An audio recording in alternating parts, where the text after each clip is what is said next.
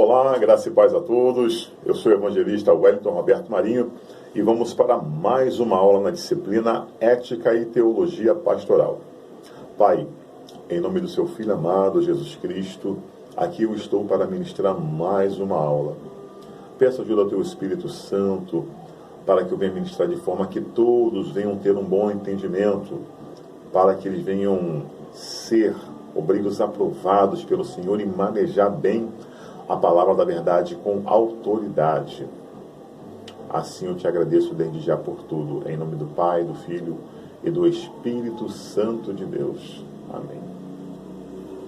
Dando continuidade onde nós paramos, que tem o título Coração de Pastor, Espírito de Pastor. João 21, 7, 17. Quando uma pessoa se abre e se mostra vulnerável e sua humanidade aparece, os seus valores ressaltam como virtudes.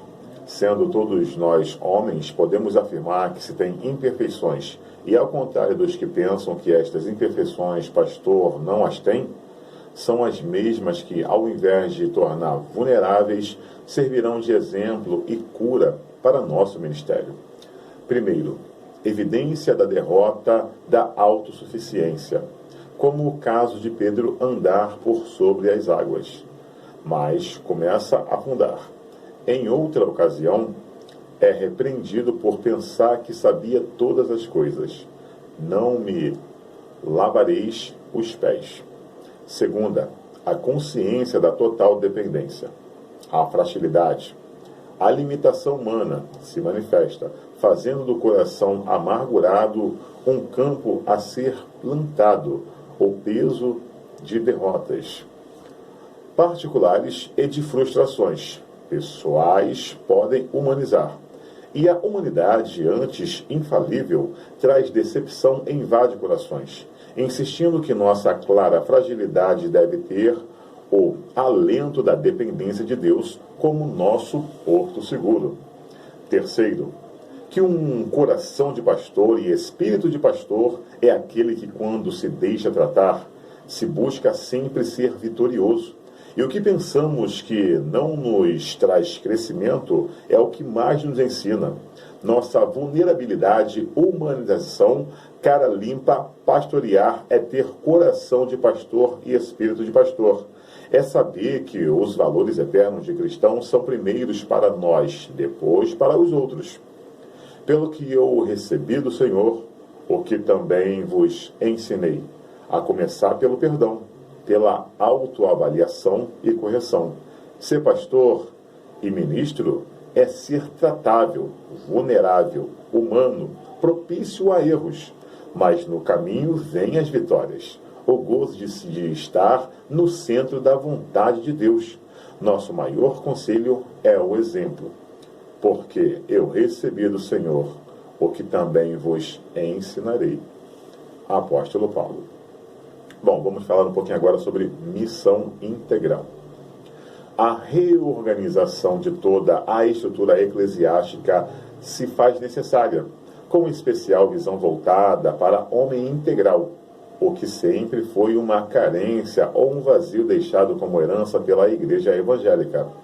Esta sempre voltada para o espiritual ou com toques espiritualizados.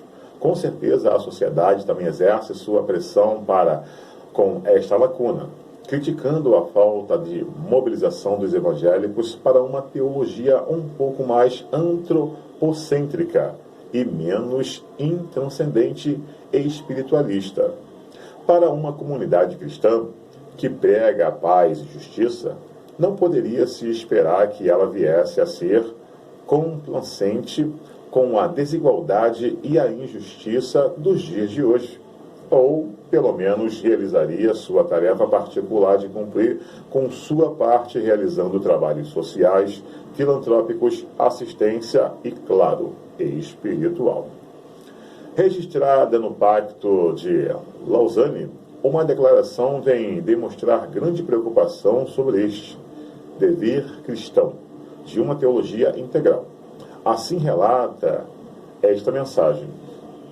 A mensagem de salvação implica também uma mensagem de juízo para toda a forma de alienação, opressão e discriminação. Logo, não devemos ter medo de denunciar o pernicioso e injusto, onde quer que ele exista. Quando as pessoas recebem a Cristo e a seu reino, são nascidos de novo, devendo não somente proclamar a fé, mas também a justiça de Deus no meio de um mundo que não tem justiça. A igreja não é adepta do plano de terceirização aplicada pela estratégia empresarial atual no que diz respeito de deixarem outros fazerem o que compete a ela. A globalização desta missão, ou do que chamamos engrenagem do reino, usamos o nome de missão integral, onde também outros podem chamar de realização de um mandato cultural. Vejamos o parecer de Peter Wagner sobre mandato cultural, em 3 aspectos, os quais são origem, necessidades e alcance. Origem. O mandato cultural está em Deus, que delegou a Adão e a Eva o privilégio de cumprir com este mandato.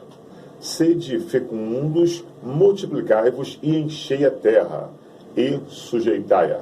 Dominai sobre os peixes do mar, sobre as aves dos céus e sobre todo animal que rasteja sobre a terra. Gênesis 1, 28.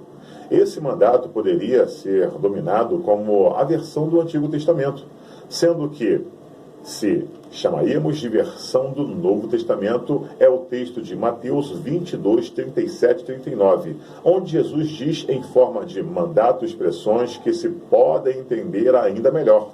Amarás o Senhor teu Deus de todo o vosso coração, alma e entendimento. E o outro continua dizendo, amarás o teu próximo como a ti mesmo. Jesus então resume que estes dois estão na lei e nos ensinos dos profetas e que, como cristãos, temos a responsabilidade, e não é opção, de amar o próximo e como amaremos a Deus. Se não amarmos o próximo, necessidades.